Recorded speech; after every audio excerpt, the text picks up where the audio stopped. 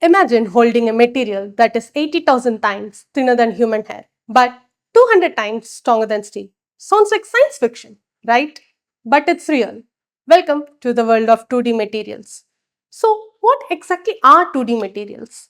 They are substances made of just one layer of atoms.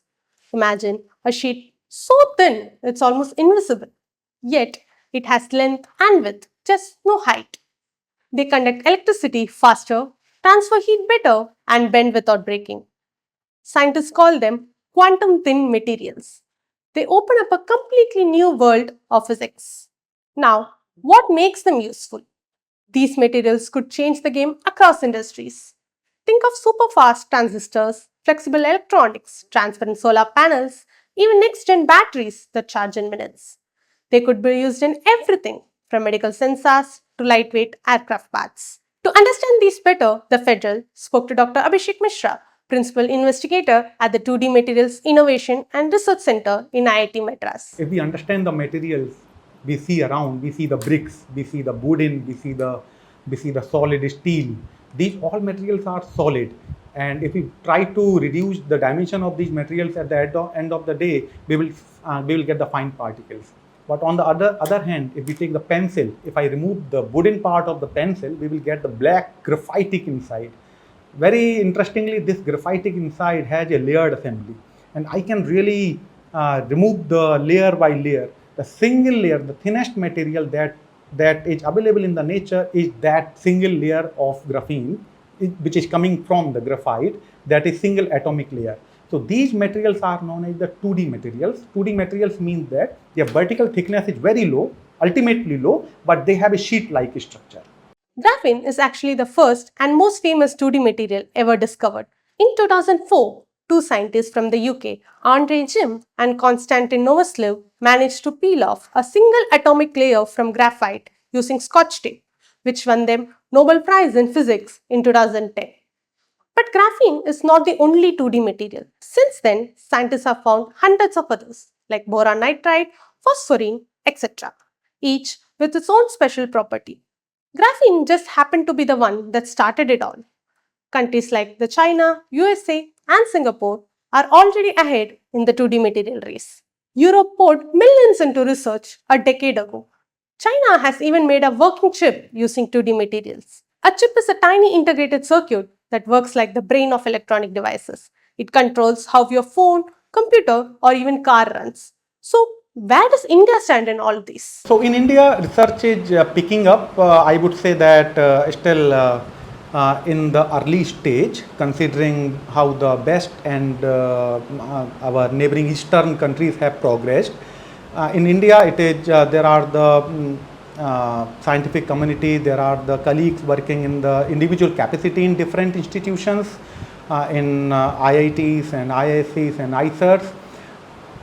We need much more cohesive and intense research approach if we really want to make use of the full potential of these materials. The government plans to launch a 2D material fab and innovation hub under the Anusandhan National Research Foundation. A fab is an automated factory where electronic components are built in ultra clean environments. The idea is to create a national center that brings scientists and industries together to push India forward in this field. But how effective is the proposal? Certainly, it's a very welcome move, the 2D hub proposed by the ANRF. It will certainly help. So, certainly, it is possible to make a chip out of these materials, but there are the inherent challenges. Like these materials, how to get electronic grade, high quality electronic grade materials, how to get the good dielectrics, how to make reliable electrical contacts, how to develop the devices from device to circuit, circuit to modules, and module to final package.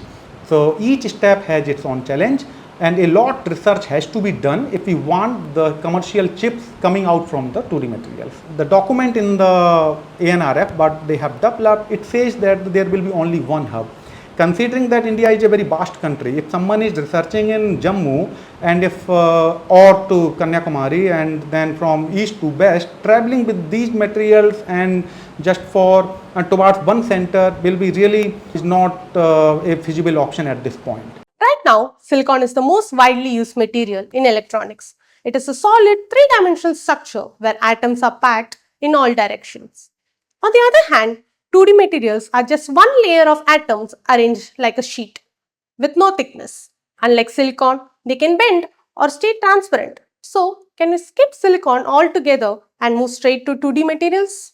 I would say that will be too ambitious to think at this point, because I think that we must learn from the silicon and implement that know-how to develop the technology based on 2D materials. We can also integrate the CMOS and these 2D materials in a heterogeneous manner. Skipping silicon and going to the 2D material is certainly not a good plan.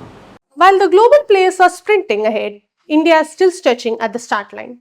But do we really have to wait years to use these materials? Not necessarily. There are some low-end applications like battery electrodes, like displays or coating against the corrosive.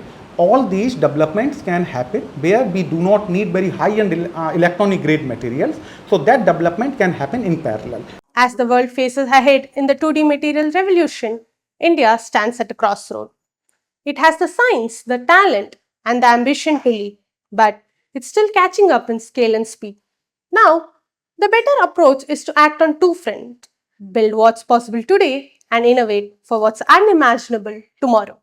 Because in the world of 2D materials, it's not just about making things thinner, faster, or stronger.